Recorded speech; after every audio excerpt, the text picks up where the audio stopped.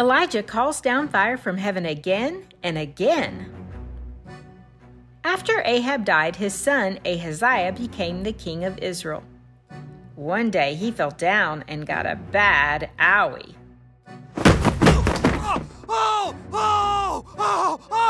As he lay in bed hoping to get better, he sent some messengers. Go ask one of the Baals if I'll ever get better from this injury. Can you believe these guys are still turning to their powerless idols and false gods after what happened on Mount Carmel? They haven't learned their lesson at all. God was not happy about this, of course. So the angel of the Lord went to Elijah and said, "You're going to meet some messengers.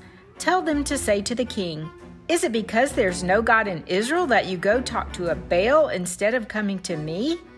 Because you have done this evil, you will not get better. You will die on the bed you're lying on.'"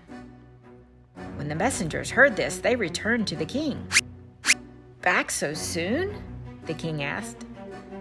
"Well, a man came up to the road and gave us this message for you. He said, 'Is it because there's no God in Israel that you go talk to a Baal instead of coming to me? Because you have done this evil, you won't get any better. You'll die on the bed you're lying on.'" "Who told you that? What did the man look like?" the king asked. "He was a hairy man and had a leather belt around his waist," they answered. "That was Elijah," stomped the king. "Hey, captain of my army, take 50 soldiers and go get Elijah." The captain and his 50 men found Elijah sitting at the top of the hill. The captain approached Elijah. "Man of God, the king orders you to come with us." Elijah answered, "If I'm really God's man, then may fire come down from heaven onto you and your men." Sure enough, fire came down from heaven and ate them up. So the king sent another captain and another 50 men to go get Elijah. This captain came up the hill and told Elijah, "Man of God, the king orders you to come with us."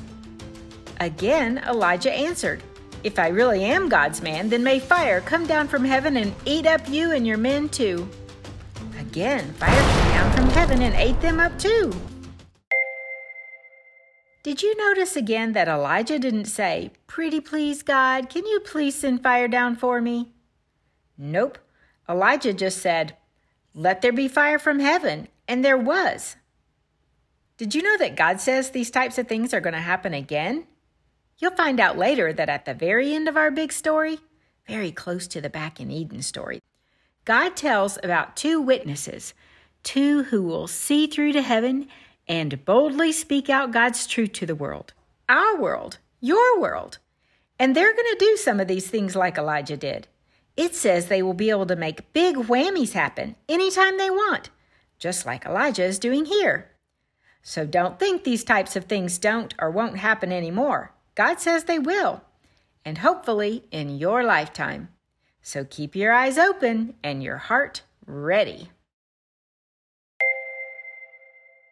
The king tried a 3rd time to get Elijah.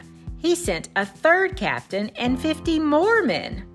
Well, this captain had learned a lesson from the first 2. He knew he needed to approach Elijah differently if he wanted to live.